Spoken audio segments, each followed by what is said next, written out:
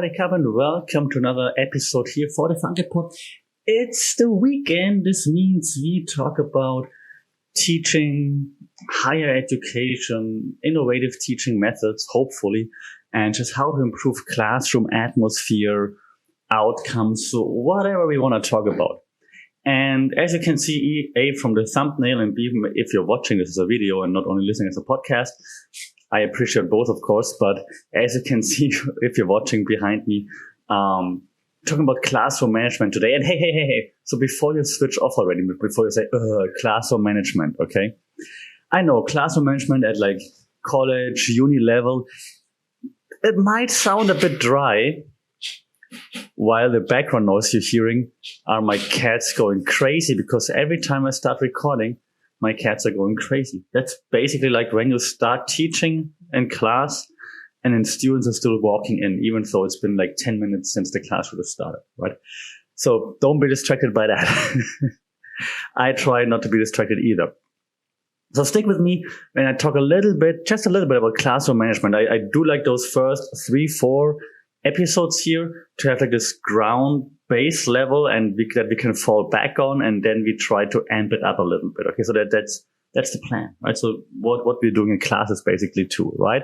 So why do I talk about this though? Well, I think that actually cultivating like a productive learning environment, right? It makes sense, is crucial for student success, and also, of course, not only for success, but also engagement leading up to that success, I believe. And so now I'm going to try to share a few tips for managing like classroom structure at university level. Okay. Let's start. I try to find a smooth transition. I should note down my transitions too, right? But just like in class, you try to figure out what are the best ways to transition from like intro to the topic and so on. So let's jump right into that. I have a few points I want to go through, and let's make it work, right? So the first thing that I learned now over like experimenting, trying things, changing structures and so on, is that you gotta establish clear expectations. And again, while it might not sound particularly, I don't know, crazy or like insane revelation, it's something that I struggle with a little bit, because I always thought, hey, guys, girls, everyone, just trust me. I'm the professor here. Just follow me. Trust me. I know what I'm doing. And while I still think, of course, that I know what I'm doing, it's still important for this, because the students don't know what you know, obviously. So it's important that you actually establish expectations so that they know what you expect and like what they're expected to do, but also what they can expect from you, right? So your first day of class, for example, it doesn't need to be dry, obviously. It doesn't need to be like, here are 27 bullet points of what I expect from you. It's boring, of course, but you could have them collaborate. Like you could create a guideline together, for example, for like a guideline for conduct, for example, how to conduct yourself during lectures. Sounds boring, but if they work on it, maybe it's even like some form of team building measurement, right? You could have like this then as a discussion, of course. It's like some kind of group work, even if it doesn't relate to the topic that you're teaching, of course, but it bonds. It helps to bond. It's like team building, right? You could emphasize certain values, like I'm German, right? So first thing I mentioned is, of course, punctuality, but also like, let me see what I also wrote down here. Active listening, of course, respect, how to behave when other students are presenting, for example, right? You could set some policies for tech use, for attendance, for deadlines, all those things. And if the students agree on that themselves, then there's nothing to complain about later, right? So if you then can enforce this mutually agreed upon expectations, and do this consistently, and use logical consequences, like the consequences, of course, should be also defined before. Yeah, so it's kind of like this, not a native speaker, carrots and sticks is a saying in English too, right? This carrots and sticks approach, like participation points, grade deductions, but as established with the students, right? So you're not just like throwing punishments left and right. If they establish that, you say, hey, guys, that's what you decided on. So now we're doing it. Okay. That kind of like gives ownership to the students. So they own the classroom culture. That makes sense. Right? So I think that has proven to be quite beneficial, especially in like freshman year and so on. When everything like, oh, I've got so much freedom. It's still new, right? So much freedom. No one really chasing me. While usually then in like more senior years, or even if they're about to graduate, they're more mature, of course, hopefully. But in freshman year, the things like this really, really helped us to have like more inclusive classroom culture, I want to say. And hand in hand goes what I now call, and the name doesn't really matter, like an organized, structured environment. What I mean by that is that like each session, we start with an overview, for example, of like what's going to happen today. Yeah, so it's kind of like a routine thing that they know, okay, it doesn't mean that every lecture is the same way, of course not. We have lots of active learning workshops and whatnot, right? What I mentioned in previous episodes, and also will elaborate on more in future episodes. But like a little bit of structure just helps to like settle in again, know, okay, now I got to focus. Yeah. So that's part of my structure, for example, is also just small talk. Like for the first few minutes, we just talk about current events, for example. And it's also part of the structure. So they know, okay, now I can sit down, relax, focus on the topics at hand, use my mind to think about stuff. So that could also help there. If you maintain some sort of routine, that also minimizes the time spent on organizing. Like, oh no, now we do this, now we do that. So, yeah, for example, also routine of, if you do an attendance check, I hate it, not doing it, or routine of like handing out papers, material, grading, assignments, whatever. But yeah, if you have like more of a routine there, that obviously minimizes the time that you have to spend if you just like wing it more or less, right? Also, and I hesitate because I hate it, but it works. You can use signals, for example, to refocus your class. And I always hated it because it feels so not university-like. It's not a college vibe, but it works. Like one of my colleagues actually introduced me to it, and she always raised her hand. Like, so we're doing like, the students are working in groups, doing whatever. And then she goes like, raising her hand, and students are like, okay, we have to focus on the teacher now. I hate it, but it works, so do it. I mean, you don't have to love everything that works, right? I mean, if it works, it works. It's a 1 second thing or 2 second thing. You just raise it, and then it works. So if it works, it works. Who am I to criticize that? It works. So you can use different signals. It doesn't need to be the hand raising, right? Different signals to just indicate, hey, it's time to focus again. You can play a sound. You can play something cool. Like, for a while, I used that intro from my podcast. Just play it like the 2 seconds that I live for the funk and I buy the funk. And then they knew, okay, now we have to listen again. So those things could also help. For example, to transition between lectures, discussions, group work, workshop, and so on. Okay. So one thing that I am now very high on, though, like, I mean, I'm also high on that signals thing. I just wasn't a fan of the high schooly vibe, but it works, so I like it. But one thing that I'm personally also very high on is like just that instructor-student relationship. It needs to be positive. There needs to be you don't need to be best friends, obviously. Maybe you shouldn't even be best friends, but there needs to be a form of mutual respect, understanding. They need to trust you. Right. So I think that's super important. So you got to learn about your students. You should know your students. So my students are always surprised that I know their names, that I know what they did last semester. And I remember them.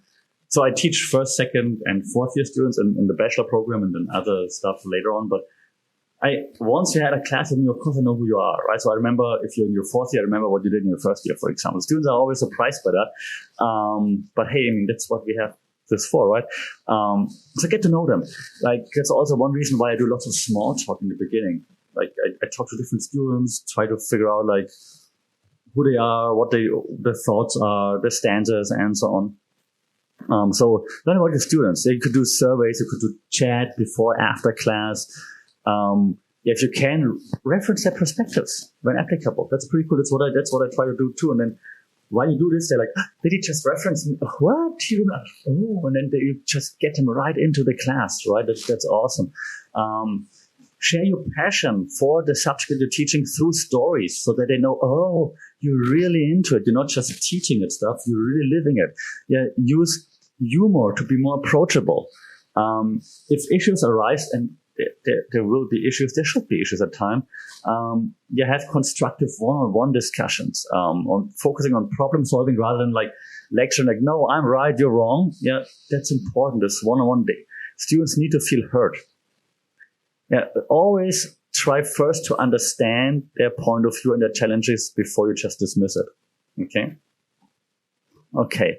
I've got only like 2 more things on my agenda that I wanted to talk about.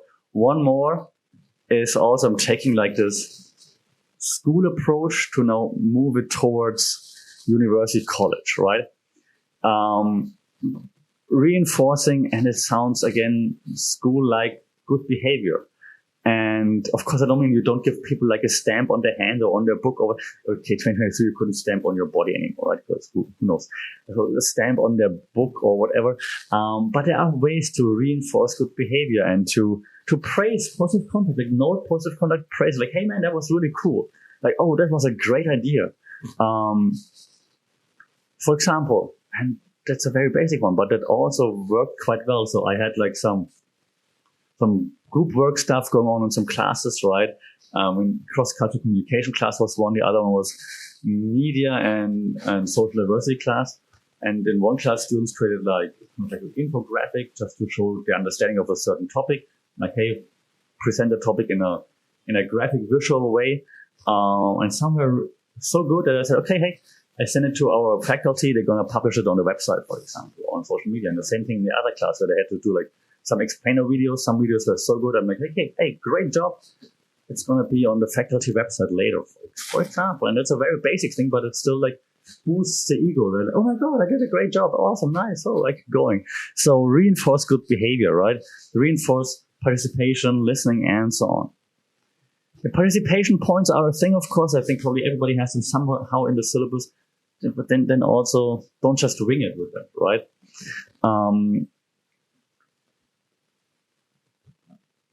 You see me hesitating, or you hear me hesitating in the podcast, because the thing is this, right? Motivation, and I give lots of lectures on motivation, how to use motivation for storytelling, for marketing, for whatever. And so I did lots of research on motivation and stuff like this. And I'm not going to go into detail here, but well, there's a cat hair in my nose. I apologize. But so there are two forms. I'm not doing a lecture, but 2 forms, like extrinsic, intrinsic motivation, right? So extrinsic motivation is like, I give you money, you do it, or I give you an A. If you do this, you get an F if you do this, right? That's extrinsic, like forcing from the outside. Intrinsic is I study hard, I come to class on time because I really want to learn something, right? I'm going to go to football practice later, soccer football practice later, because I want to be the next Messi, right? Now my American audience also knows football. Nice, like football, not American football, but football. Football is life. Reference to Ted Lasso. Never mind. So extrinsic, intrinsic motivation. Intrinsic, I want to do it. Extrinsic, I'm getting forced to, I'm getting convinced to do it, right? So if you use extrinsic motivators too much, like, hey, you get an extra point here, you get an extra point there, they only do things for extra credit. They're not going to do it because they want to do it. So don't overuse extrinsic motivators, because the goal is to develop intrinsic motivation over time. And that can only happen if you build relationships. Okay? If they really feel like, hey, I'm really learning something here. If I keep doing those things, I'm getting better at it. Yeah, extrinsic motivators are great to kickstart things, but they're not great to keep going, because eventually then you teach students, in this case, to just keep doing things for extrinsic motivators. And that's not what we want. We want them to do it because they want to do it, because they want to learn something. Right? So that's quite important. Okay, lastly, you might come across some challenging situations here and there. And so then some tensions might arise, right? Important, of course, but that's a no-brainer. You stay calm. I mean, you're the professor, so of course you stay calm. If there's really something super intense, discuss things privately to understand the perspective. Be empathetic, of course. Never forget that, I mean, you're the professor, you're the older person, quite likely, right? So you should have more life, wisdom, knowledge, and so on. So take a step back. Don't get mad. Try to understand the struggle. Because usually, like, this misbehavior, especially like in a university setting, grown-ups don't come to class to just mess around or to just be a pain in the ass, right? There must be some reason why someone is disruptive. So you're like, hey man, like, we both adults here, so what's happening? Maybe I can help you. So I think if you go on this level, that usually helps. Like, no one's, like, when you're 18 and older, you're not trying to be just an ass just because. I mean, yeah, maybe you're trying to show off, be cool in front of someone, but usually like that level of, hey, let's discuss first. If that doesn't work, yeah, then you might have to like make an example. But otherwise, I would always go to like collaboration first. Collaborate on solutions rather than like lecturing, and power struggles obviously are never the way to go, right? There's not like, yeah, I'm the boss here in this classroom. It never ends productively. You lose half the class. Some side with them, some side with you. You don't want that, right? So never do this. It's always empathy and patience that will get you to your goal. And usually you can get to the root of the root issue of the cause rather than just like kicking someone out, for example. Yeah. So I think that just makes sense. And I'm just saying this because also from experience, when I was a student, of course I was a very good student. I was like not a problem student, but I've seen it that professors yell at students back and forth, and no one's ever gonna win that, right? No one's getting out of that situation a winner. So empathy and patience are the way to go. All right, so that's my quick overview of like tips to foster like a more engaged, respectful learning environment when it comes to like how to set up the classes, classroom management. Let me know what works for you. Like what are you doing? What are you trying? How do you handle classroom management? What are the issues? Would also be interesting to share. I'm working on a WTF video right now also, so sharing some fails that I have encountered. So I don't want to look like, hey, I have all the answers, because clearly no one has all the answers. We're just experimenting and then sharing what works, what doesn't work, so that we can get better, right? So that's the plan here. So I'll be sharing some WTF soon. So also looking forward to hearing this, but also looking forward to hearing the FTWs. Are those references too old? Do they show that I'm not a Gen Z? But you know what I mean. So shout out in the comments, on social media at funkitpod, email if you want to, because you know academia and stuff. So we use email funkitpod@gmail.com. Otherwise, like, share, subscribe. It would be cool, because then we reach more people and we can have broader, wider discussions that reach more people. It would be cool. If you're listening on audio, leave a review. That would be fantastic, to also help with that. Other than that, I'm looking forward to hearing and reading your experiences, and also if you have anything that you want to have discussed, shout out, let me know. Happy to talk about all the things that occupy your mind. Until then, I'm heading into a very long weekend right now. We have a 6-day weekend.